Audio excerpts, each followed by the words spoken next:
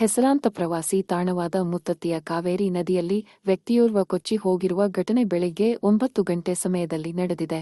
ಮಳವಳ್ಳಿ ತಾಲೂಕು ಹಲಗೂರು ಹೋಬಳಿ ಮುತ್ತತ್ತಿ ಗ್ರಾಮವು ಪ್ರವಾಸಿ ತಾಣವಾಗಿದ್ದು, ಇತಿಹಾಸ ಪ್ರಸಿದ್ಧ ಶ್ರೀ ಆಂಜನೇಯ ದೇವಸ್ಥಾನವಿದ್ದು, ಇಲ್ಲಿಗೆ ಪ್ರತಿನಿತ್ಯ ನೂರಾರು ಭಕ್ತರು ಆಗಮಿಸುತ್ತಾರೆ.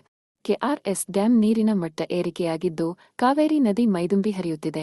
ನದಿ ಪಾತ್ರದ ಸುತ್ತಲೂ ಪೊಲೀಸ್ ಭದ್ರತೆ ಇದ್ದು, ಕೊಚ್ಚಿ ಹೋದ ವ್ಯಕ್ತಿ ತೆಪ್ಪದ ಕಡ ಎಂಬ ಸ್ಥಳದಿಂದ ಕೊಚ್ಚಿಕೊಂಡು ಬಂದಿರಬಹುದೆಂದು ಸ್ಥಳೀಯರು ಹೇಳುತ್ತಿದ್ದಾರೆ.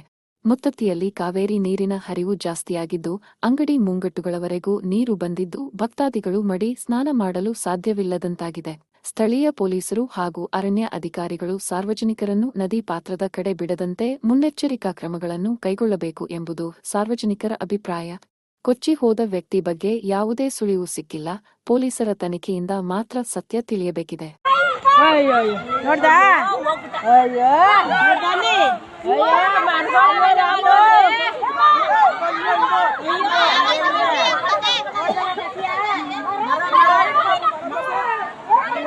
ಅಯ್ಯೋ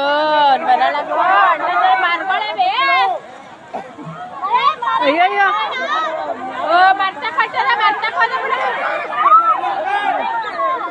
ಮರ ಬಿಟ್ಬಿಟ್ಟು ಹೊಂಟದ ಅಯ್ಯೋ ಮರ ಬಿಟ್ಬಿಟ್ಟು ಹೊಂಟದ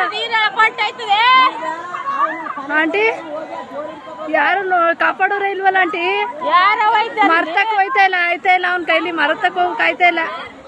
ಆಗೋದ ಕಣ್ಬಿಡು ಅಷ್ಟೇ ಕಣ್ಬಿಡು ಆಗೋದ. ಪ್ರಜಾ ಭಾರತ ನ್ಯೂಸ್ ಸದಾ ನಿಮ್ಮ ಸೇವೆಯಲ್ಲಿ. ಧನ್ಯವಾದಗಳು.